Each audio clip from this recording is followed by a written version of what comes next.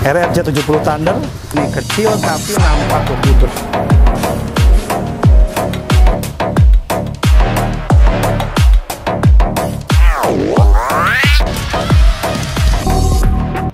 Jumpa lagi di channel YouTube Meni Mini Moto. Semoga yang mampir di channel YouTube Meni Mini Moto dimudahkan segala rezekinya, dilancarkan segala aktivitasnya, dan selalu diberi keberkahan. Nah, pada video kali ini sehubungan kemarin ada salah satu netizen yang nanya, katanya, "Bang, kalau kita punya tempat wisata, sebaiknya kita kasih ATP buat disewakan, itu ATP yang seperti apa?" Nah, saya tanya dulu, itu tempat wisatanya sudah berjalan rame, sudah berjalan rutin, atau baru mau dicoba gitu ya?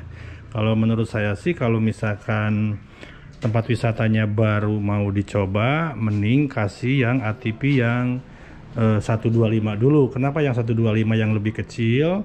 Karena kalau yang 125 itu intinya kan kalau misalkan tempat wisatanya tidak berjalan rame, jadi kerugiannya tidak terlalu besar. Tapi kalau misalkan tempat wisatanya sudah yakin rame, sudah banyak pengunjung, animo pengunjungnya bagus, langsung aja kasih yang matic. Nah, pilihannya ada 150 matic, minimal 150 matic. Ada yang 200 matic. Nah, yang ini Commander. Kalau yang ini 150 matic. Kenapa sih kita kasih 150 matic atau 200 matic? Pertama, ini harga yang paling murah di kelas ATP matic. Kenapa sih kita kasih yang matic?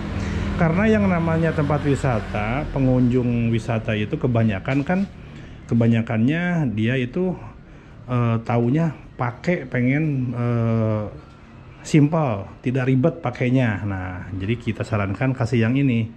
Karena kalau misalkan yang ini hanya tinggal maju mundur aja, di kesini maju, kesini mundur, gitu ya, maksudnya itu. Dan hanya tinggal gas. Jadi tidak ada transmisi manual seperti yang ATP 125 diinjak transmisinya seperti itu. Nah, kalau ATP yang 150 matic ini remnya udah di atas semua ya. Jadi pengereman, ini rem belakang, ini rem depan, dan ini untuk mengoperasikan maju mundur. Nah, ini gasnya di sini.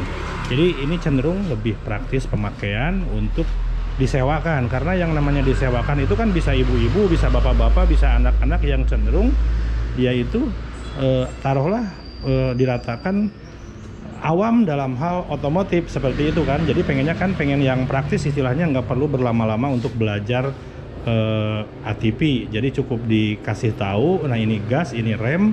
Nah, seperti itu aja kan.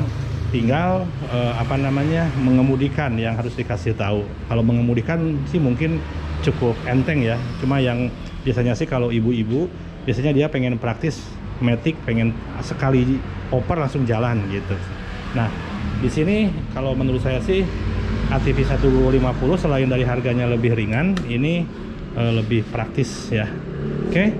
Terus ada lagi yang 200 Commander. Kalau 200 Commander ini sama aja matic, tinggal oper ke depan untuk maju, ke belakang untuk mundur.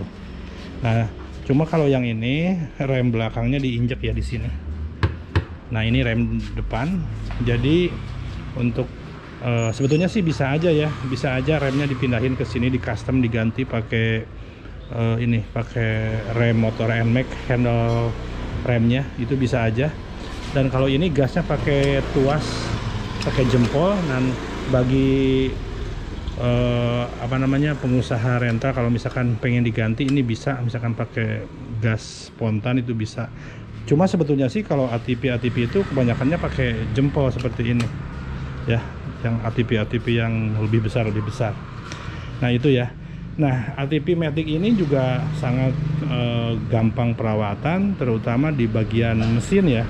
Jadi mesin ini hanya menggunakan mesin matic CVT. Jadi untuk perawatan cuma ganti oli aja sekala berkala, terutama oli bagian mesin ya, bukan oli untuk gearbox. Kalau oli gearbox itu yang penting jangan sampai kehabisan aja ya, seperti itu. Kalau rantai perawatan paling, kalau rantai dilumasi aja lah pakai chain loop. Ya, ini kan pakai rantai ke belakangnya. Ini nggak usah khawatir rantainya, nggak usah khawatir rantai putus karena ini rantainya rantai besar. Ya, rantai besar ini bukan seperti rantai motor biasa. Nah, selanjutnya paling bagi para pengusaha rental yang perlu diperhatikan, yang namanya unit-unit disewakan di tempat wisata itu kan dipakai sama siapa aja. Yang penting itu setiap habis beres direntalkan, disewakan, kalau sore hari harap dicek, takutnya ada baut-baut yang longgar. Teman-teman perlu perhatikan seperti baut-baut bodi. Nah, baut-baut bodi, karena kan kalau yang namanya getaran itu kalau disewakan itu pasti bergetar terus, dipakai terus-terusan, jadi pasti ada kemungkinan yang kenor-kenor. Baut-baut yang kecil-kecil ini nanti dicek, jadi sehabis disewakan pada saat sore harinya dicek semua, termasuk baut-baut roda juga dicek. Jadi wajib dilakukan pengecekan kalau setiap selesai disewakan pada sore hari. Jadi besok harinya kalau kita mau sewakan lagi itu sudah siap semuanya ya. Seperti itu. Nah, buat teman-teman semua, jadi itu tips dari saya kalau misalkan mau buka rental ATV di tempat wisata. Ini sangat menggiurkan sekali. Saya kasih bocoran aja. Rata-rata untuk disewakan itu kalau misalkan hitungan jam biasanya itu disewakan kisaran 150.000 per jam untuk ATV jenis seperti ini, yang big ATV yang besar. Kalau yang kecil-kecil yang 125 cc biasanya 100.000 per jam. Itu kalau di tempat wisata yang istilahnya tidak ada trek, jadi dilepas berdasarkan waktu. Beda lagi kalau ada lagi tempat-tempat wisata yang punya trek atau ada trip secara bergerombol atau secara konvoy dengan banyak ATV, itu kayak di Bali atau di mana gitu kan, yang menelusuri desa-desa, itu trip seharian full day, itu beda lagi. Ada yang 350.000, ada yang 500.000, bahkan sampai ada yang satu ATV itu satu orang bisa sampai 800.000, tergantung fasilitas yang diberikan, jarak, dan juga yang full day ya, istilahnya adventure dengan waktu yang cukup lama, seharian full day dengan fasilitas makan atau apa. Jadi bisa dikemas dengan berbagai berbagai kreativitas para pengusaha rental. Yang penting dibikin gimana caranya si pengunjung itu asik, menarik, fun, dan pengen balik lagi tentunya. Oke, nah ini ATV yang saya rekomendasikan buat teman-teman yang mau buka usaha rental ATV di tempat wisata.